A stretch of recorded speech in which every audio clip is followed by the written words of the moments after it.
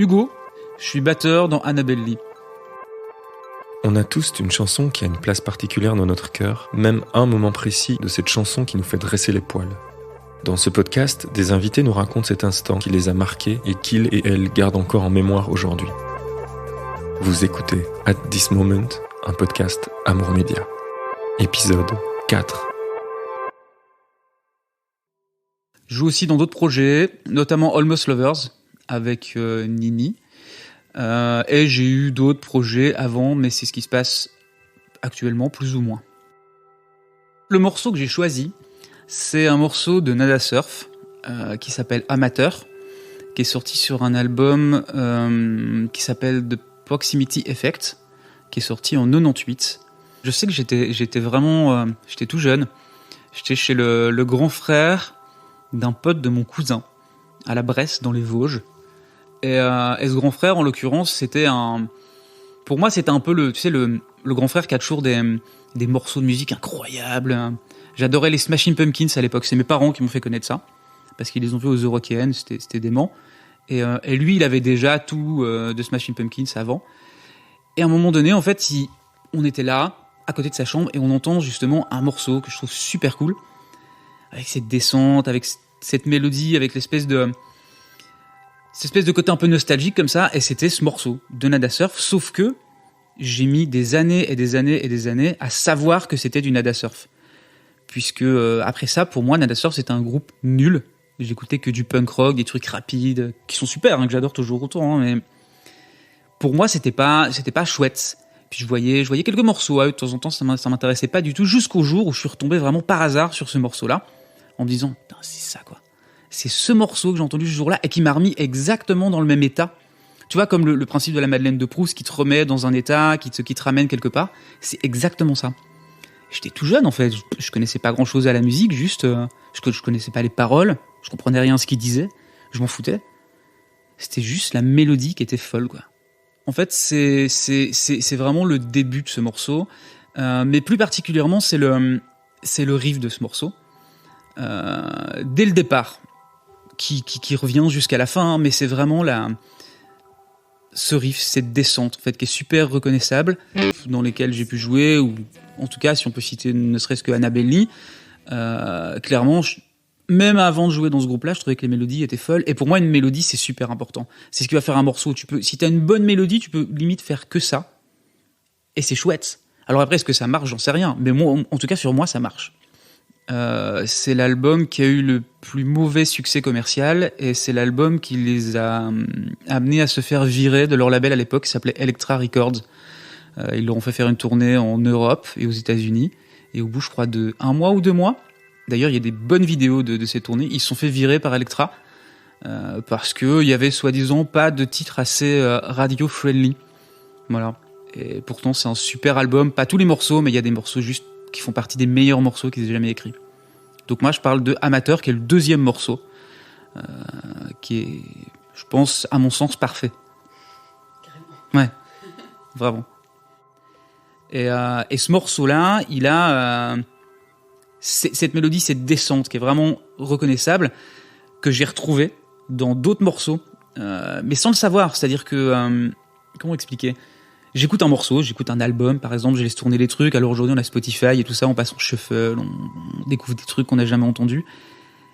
Et en fait, je me retrouve à bloquer parfois sur un morceau, me dire, il est vachement bien ce truc et tout. Et en écoutant un peu, je me rends compte qu'il y a justement cette fameuse descente, cette espèce de petite mélodie qui ramène ce truc nostalgique, qui est beau et qui fonctionne. Et pour moi, c'est complètement central, ouais. Parce que ça n'a pas été inventé par Nada Surf, mais dans ce morceau-là, c'est juste là qu'il est le mieux, quoi. C'est assez ouf, vraiment. Donc après, si j'ai du mal, si moi je veux composer un truc, à faire ce truc-là, mais ouais, j'essaie de l'amener quand même, parce que si imaginez le morceau sur scène, assez souvent on se dit, waouh, trop bien, les gens ils vont pleurer en se versant des bières sur la figure et en dansant. C'est un truc auquel on pense souvent. C'est Vankou un jour qui m'a dit, je sais plus si c'était pour son ancien groupe Black Sheep, ou en tout cas le genre de musique qu'on aime bien. Et ça marche aussi pour Annabelle Lee, et aussi d'ailleurs pour Almost Lovers, et même plein d'autres groupes que j'adore, c'est les gens vont danser en pleurant. Je trouve ça trop vrai. Toi, t'as envie de danser, mais il y a ce truc un peu triste qui te prend soit dans les paroles, soit dans la mélodie, soit danser en pleurant. En fait, on pense effectivement au côté scénique, mais la première chose à laquelle on pense, c'est est-ce qu'on prend notre pied en le jouant ? d'abord. Et ce qui est logique, tu me diras, si tu t'emmerdes, tu joues pas un morceau. Hein. Mais je crois qu'en général, on a plutôt tendance à penser à la scène et à nos potes qui vont complètement triper sur ce morceau, l'espèce de communication qu'il va y avoir naturellement du fait de partager le morceau avec eux et ce que eux nous renvoient en direct, quoi. D'ailleurs, c'est ce qui nous manque quand on fait des concerts devant des caméras. Hein. Là, hier, on a eu l'occasion de jouer devant des gens, même s'ils étaient assis et tout ça, on avait quand même quelques personnes où il y avait un retour, tu voyais qu'ils étaient avec nous, quoi. Ah oui, du coup, je voulais te demander, est-ce que tu avais vu Nada Surf en live?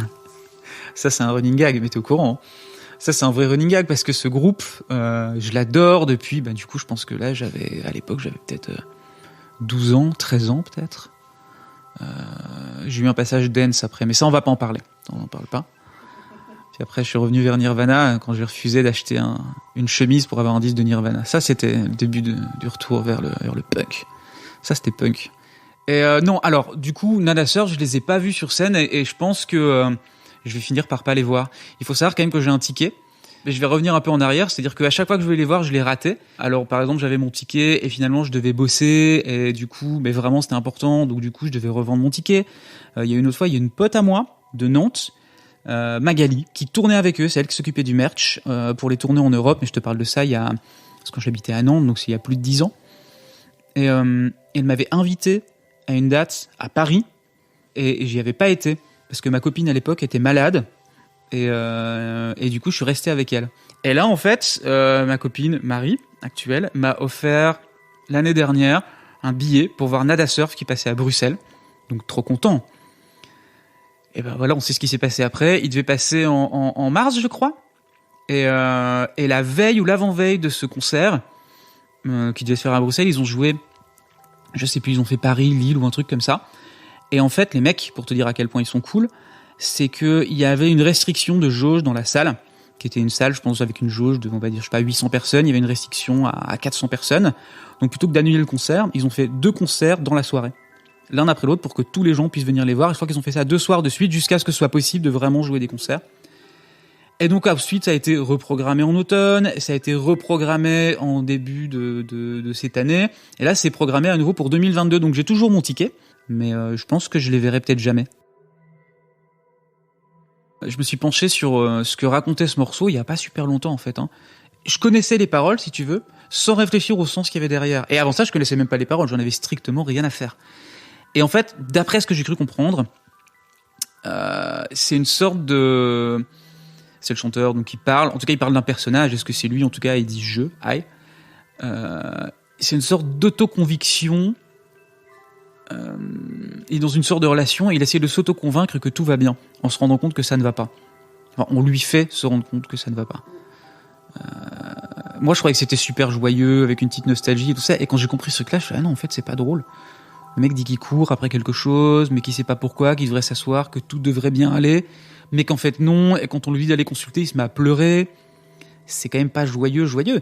Mais pour autant, ça renforce un peu le côté un peu dramatique du morceau qui est pas si joyeux et d'une mélodie qui est finalement pas si joyeuse. Comme on disait en fait, hein, danser en pleurant, quoi. C'est la même chose, quoi. C'est exactement ça. Il y a un côté enjoué, mais qui cache une sorte de tristesse, une sorte de sens un peu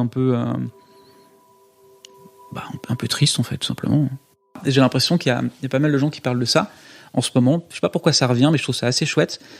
C'est le fait d'aimer la musique un peu upbeat avec un côté un peu dansant, ou en tout cas un peu prenant, un peu rock, un peu mélodique, mais toujours avec une grosse dépression derrière quand même. Musique de dépressif, c'est quand même ce qui est le plus beau. C'est mon père qui disait ça tout le temps. Il disait les morceaux les plus beaux ont été écrits dans des périodes les plus dures, mais pour la personne qui l'écrit. Hein. Donc en fait, une bonne dépression, tu fais un super album. Alors là, on va rentrer dans. Mais c'est vrai. On va rentrer dans un sujet avec lequel j'ai beaucoup de griefs de, tu vois, justement cette espèce de